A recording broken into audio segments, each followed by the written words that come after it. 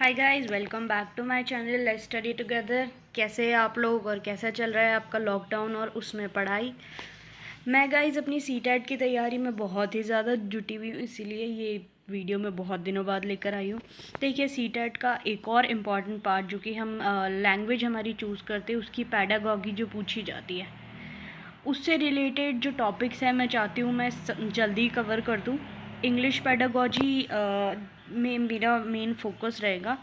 English pedagogy में ऐसे बहुत सारे टॉपिक्स हैं जो थोड़े डिफरेंट हैं और हमें जानना बहुत ज़रूरी है एज अ टीचिंग फैकल्टी, ताकि हम हमारी टीचिंग स्ट्रैटेजीज़ को भी इम्प्रूव कर पाएँ। प्लस बीएड का भी अपकमिंग एग्ज़ाम, अभी हमें पता नहीं है कि एग्ज़ाम होगा कि नहीं, पर हमें अपनी तैयारी पूरी रखनी गाइज और ख़ुद को मोटिवेटेड रखना है, क्योंकि एग्ज़ाम कभी भी हो सकता है, मे बी जुलाई में हो सकता है। मैं राजस्थान से हूँ तो मैं ये एक्सपेक्ट कर रही हूँ कि बहुत ही जल्दी हमारा एग्ज़ाम हो जाएगा। गाइज, इंग्लिश पेडागॉजी सिर्फ इसीलिए जानना ज़रूरी नहीं है क्योंकि ये एक सब्जेक्ट है, या किसी भी सब्जेक्ट की पैडागॉजी जानना इसलिए ज़रूरी नहीं है क्योंकि हमें उसको पढ़ना है या हमें पास होना है। वो इसलिए भी ज़रूरी है ताकि हम अपनी टीचिंग स्ट्रैटेजीज़ को कैसे चेंज कर सके बच्चों की नीड के अकॉर्डिंग। देखिए, बीएड तो कई लोग करते हैं और हम देखते भी हैं कि बहुत सारे प्रिमिटिव वेज से ही हमारे टीचर्स हमें पढ़ाते हैं। बीएड करके डिग्री लेके कोई फ़ायदा नहीं होता है। फ़ायदा तभी आपको मिलेगा जब आप पढ़ी हुई चीज़ को अपनी डे टू डे लाइफ में या अपनी टीचिंग एक्सपीरियंस में इम्प्लीमेंट करोगे। जब तक आप चीज़ों को जानोगे नहीं, उनको इम्प्लीमेंट नहीं करोगे, उनके आउटपुट नहीं देखोगे, सिर्फ पढ़ के पास होने का कोई फ़ायदा नहीं है। गाइज़, ऐसा ही टॉपिक आज मैं आपके साथ डिस्कस करने वाली हूँ। तो आज के हमारे टॉपिक का नाम है challenges of teaching language in diverse classroom. Challenging of teaching language in diverse classroom, mainly focus किसी भी सब्जेक्ट पे मान लीजिए आप, या इंग्लिश पैडागॉजी में मान लीजिए, किसी भी पैडागॉजी में मान लीजिए। देखिए, टीचिंग के जो चैलेंजेस होते हैं, डाइवर्स मतलब वेराइटी ऑफ क्लासरूम्स। मैं राजस्थान से बिलोंग करती हूँ और किसी भी स्टेट से अगर आप बिलोंग करते हैं, स्कूल्स की हालत आप जानते ही हैं। नंबर ऑफ़ स्टूडेंट्स जो कि एक क्लास में होते, कभी 60 होते, कभी 70 होते, किसी स्कूल में 30 होते, किसी में 40 होते हैं। पर जो एक रेशियो होता है या जो भी हमारे पास चैलेंजेस होते हैं पढ़ाने के लिए, सामने डिफरेंट तरीके के बच्चे होते हैं, वैरायटी ऑफ क्लासरूम्स होते हैं। कई जगह जैसे हमारे राजस्थान में कई जगह स्मार्ट क्लासरूम्स हैं, कहीं पे वही प्रिमिटिव वेज में पढ़ाया जा रहा है। तो गाइज़, यही हम आज डिस्कस करेंगे। देखिए, major challenges of teaching English, अगर इंग्लिश पर ही फोकस करके चले तो ओवर क्राउडेड क्लासरूम हमारा फर्स्ट पॉइंट है। ओवर क्राउडेड क्लासरूम मतलब ऐसा क्लासरूम जिसके अंदर के बच्चे बिल्कुल भीड़ चाल की तरह भरे हुए हों।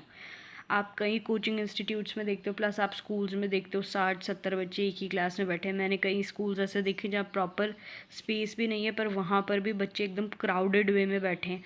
Even 2 and 3 are sitting on the single bench, 3 or 4 or 5. I have seen 5 children sitting on a single bench, and all of them are, and everything is getting so messed up. तो overcrowded classroom कभी नहीं होना चाहिए। Best ratio होता है 30:1, means 30 students पे एक teacher हो सकता है। अब 60 स्टूडेंट्स पे अगर एक टीचर है तो वो कहाँ से अपना 100% दे पाएगा, कहाँ से अपना इतना एफर्ट वो लगा पाएगा।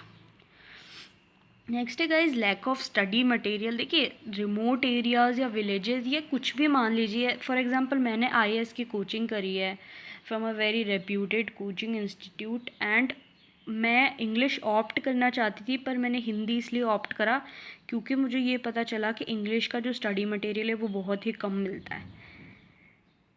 तो इसीलिए गाइज, तो इस तरीके की लैक ऑफ स्टडी मटेरियल्स हो सकते हैं। रिमोट एरियाज़, छोटे विलेजेस में हमें चीज़ें नहीं मिल पाती। कई बार हमें बड़ी बड़ी सिटीज़ में भी कुछ बुक्स नहीं मिल पाती है।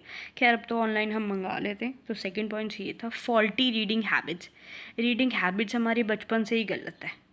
कुछ वर्ड्स तो ऐसे गाइज जो हमारे यहाँ राजस्थान में जैसे टीचर्स ने प्रोनाउंस करना सिखाया हम वैसे ही करते हैं। आपका pronunciation, intonation is not so correct. तो आपका रीडिंग स्टाइल अच्छा होना चाहिए। School environment best. किसी भी लैंग्वेज को सीखने के लिए आपको एक लैंग्वेज रिच एनवायरनमेंट बहुत ज़रूरी है। एक फंक्शनल और न्यू एनवायरनमेंट जो कि मोटिवेट करे आपको नई चीज़ सीखने के लिए, वो बहुत ज़्यादा ज़रूरी है गाइज। स्कूल में या कहीं पर भी अगर आप नई लैंग्वेज सीखना चाहते हैं, खैर हमारा टॉपिक आज फोकस है इंग्लिश टीचिंग पर। नेक्स्ट पॉइंट है, 6th point is exam oriented. Syllabus made according to exam. Syllabus जो होता है वो एग्ज़ाम के अकॉर्डिंग होना चाहिए, और वो कम्युनिकेटिव कॉम्पिटेंस को इतना ज़्यादा राइज़ नहीं करना चाहिए। सिर्फ वो लैंग्वेज पे या कम्युनिकेशन पर ही इतना ज़्यादा राइज़ नहीं करना चाहिए, प्लस वो बच्चों के मेंटालिटी के हिसाब से, मेंटल लेवल के हिसाब से होना चाहिए।